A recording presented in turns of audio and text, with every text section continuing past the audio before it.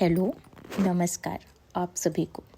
आज हम चित्तौड़गढ़ किले के बारे में जानेंगे और देखेंगे।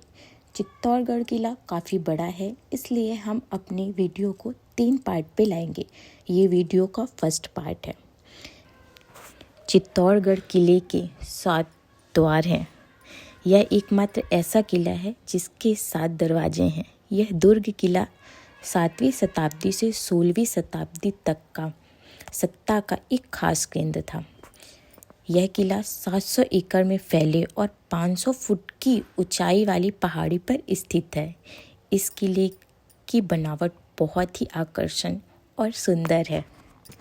यह चित्तौड़गढ़ किले का मैप है। इस मैप के द्वारा हम किले के बारे में जान सकते हैं। चित्तौड़गढ़ किला घूमने के लिए 40 रुपये की टिकट लगती है।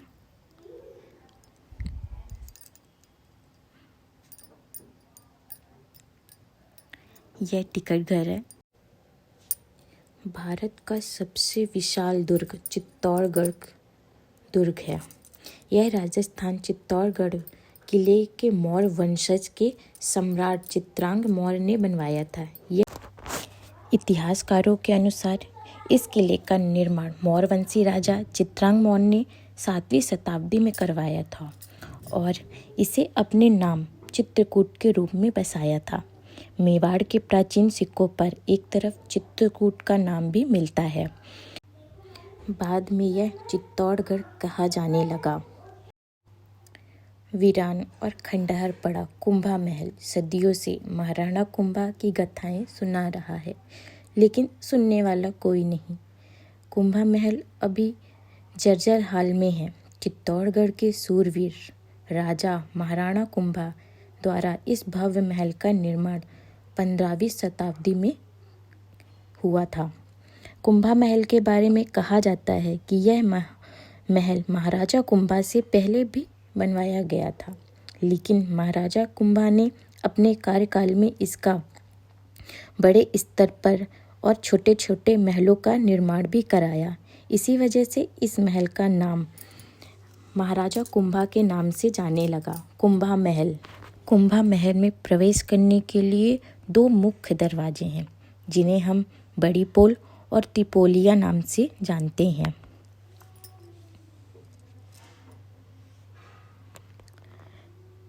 कुंभा महल में पन्नाधाय और मीराबाई के मंदिर बने हुए हैं। कुंभा महल में कई कोठियाँ बनी हुई हैं, जहाँ रानी पद्मावती अपने राजा की अन्य महिलाओं के साथ दुश्मन के द्वारा किए जाने वाले अपमान से स्वयं को बचाने के लिए आत्मदाह तथा जौहर किया था। राणा कुंभा के महल के समीप भगवान शिव का एक मुख्य प्राचीन मंदिर है।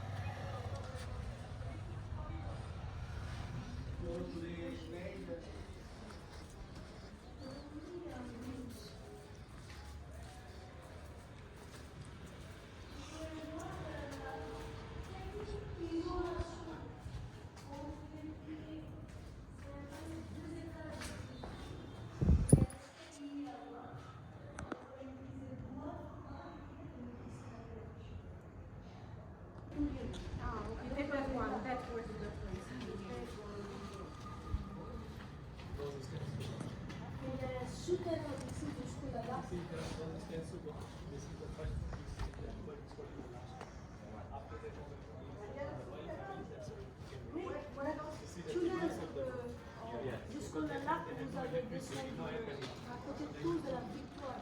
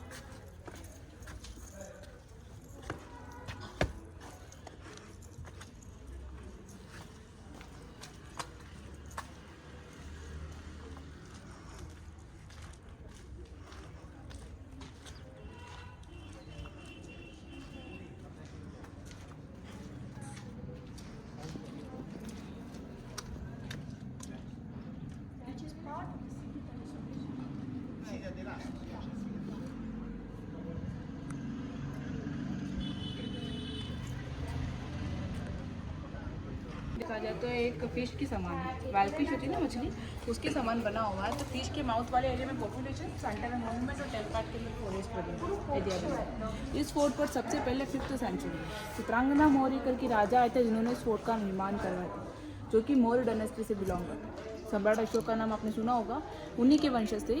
तो उनके द्वारा इस फोर्ट का निर्माण कराया जाता है, इसलिए इस फोर्ट का नाम उनके नाम से चित्रकूट पड़ा। लेकिन समय के अकॉर्डिंग चित्रकूट से हो गया चित्तौड़गढ़। 8th सेंचुरी के अंदर बप्पा राव, जो कि सिसोदिया वंश के फर्स्ट किंग थे, उनके द्वारा इस पैलेस का निर्माण करा जाता है। या 8th सेंचुरी से 16th सेंचुरी के मतलब सिसोदिया वंश यानी सूर्यवंशी राजाओं ने राज किया। तो सूर्यवंशी होने के कारण वो सूर्य की पूजा करते थे। सूर्य पूर्व से निकलता है, तो यहाँ का पूरब इस तरफ है। सामने आप देखेंगे 7 जो विंडोज़ बने हैं, वहाँ सूर्य की पूजा होती थी, इसलिए उसको कहा था सूरज गोपुर। वहाँ पर जो डिज़ाइनिंग वाली जो नीचे विंडो बनी है, डिज़ाइनिंग है, उसके ऊपर 40 से 50 kg का गोल्डन सन बना के रखा जाता है। जब भी बारिश का मौसम हुआ या सर्दी का टाइम हुआ, जब सूर्य नहीं निकलता था, तब उस वाले सूर्य की पूजा की जाती। बप्पा रावल के रथ के आगे 7 घोड़े बंधे, उनका बांधने का स्थान ये था, जिनको कहा था अस्थिबत। जब भी सूर्य की पूजा होती थी, 7 घोड़ों की पूजा होती थी, उसके बाद जो भी नेक्स्ट काम होता था सारा बाद में। पूरा जो छतरी नुमा देख रहे हैं, इसको कहा था नौबत खाना। नौबत खाना समझते हैं, जिसमें ढोल नगाड़े बजते थे, ढोल नगाड़े शहनाई वगैरह। तो जब भी सूर्य की पूजा होती थी, ढोल नगाड़े स्टार्ट होते थे, या कभी किसी गेस्ट की तरह पैलेस में एंट्री होती थी, तो ढोल नगाड़ों से उनका स्वागत किया। ओके, यहाँ पर 27 बार अटैक हुए, इसमें 24 बार यहाँ की एंट्री में जो 3 बार लॉस, उसके बीच हुआ है जोहा समझते हैं। फर्स्ट अटैक हुआ था 1303 में अलाउद्दीन खिलजी का, जिन्होंने रानी पद्मिनी की सुंदरता की खातिर अटैक किया था। उस बीच पूरा फोर्ट डैमेज हो गया। इस वाले डैमेज पैलेस को 15th सेंचुरी में राणा कुंभा के द्वारा रिनोवेट करवाया, इसलिए इस पैलेस का नाम उनके नाम से कुंभा पैलेस पड़ा। कुंभा पैलेस जो है 2 पोर्शन में डिवाइड कर रखा है, जनाना और मर्दाना, यानी राइट साइड पूरा लेडीज पोर्शन, लेफ्ट साइड पूरा जेंट्स पोर्शन आएंगे। जिस समय राजपूतों में घूंघट कटा रहती थी, तो रानी बाहर नहीं जाती थी, इसीलिए इस तरह पूरा ये वॉल बना है, ऊपर तक बना था, लेकिन अटैक से डैमेज हो गया।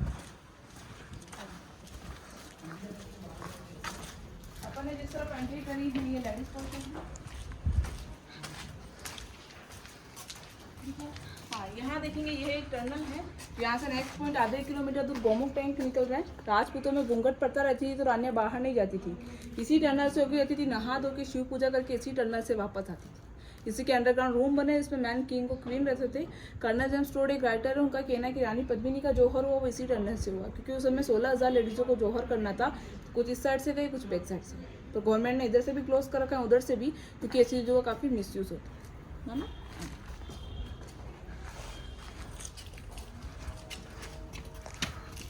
नीचे भी रूम बने, सारा लेडीज का है।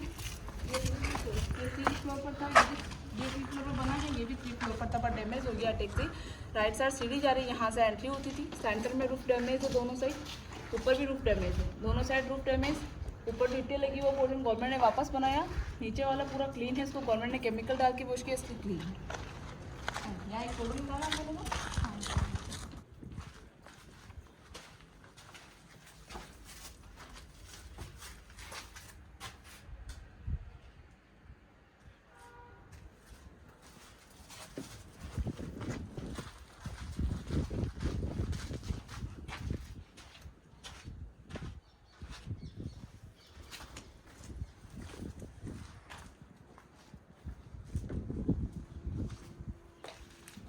एक साइड 3 विंडो वाला पैलेस देखेंगे, वो है मीराबाई का पैलेस।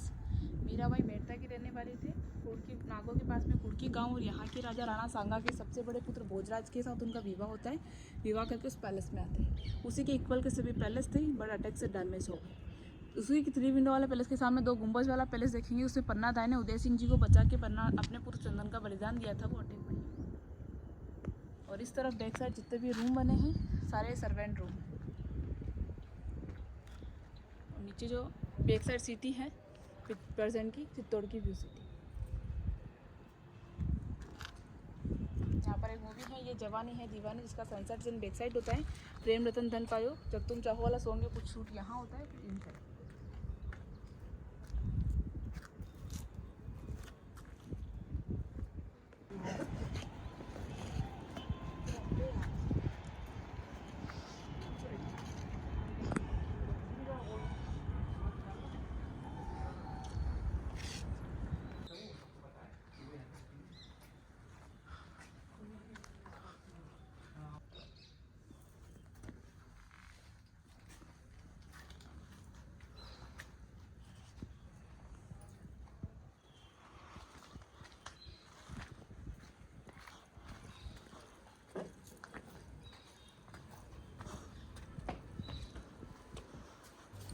मीरा महल।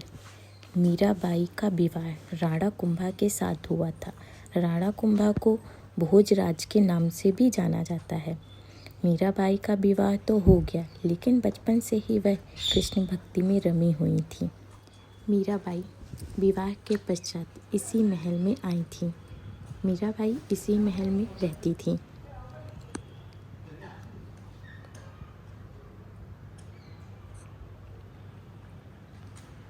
यह महल अब काफ़ी जर्जर अवस्था में है। पन्नाधाय इसी महल में उदय सिंह की देखभाल के लिए रहती थी।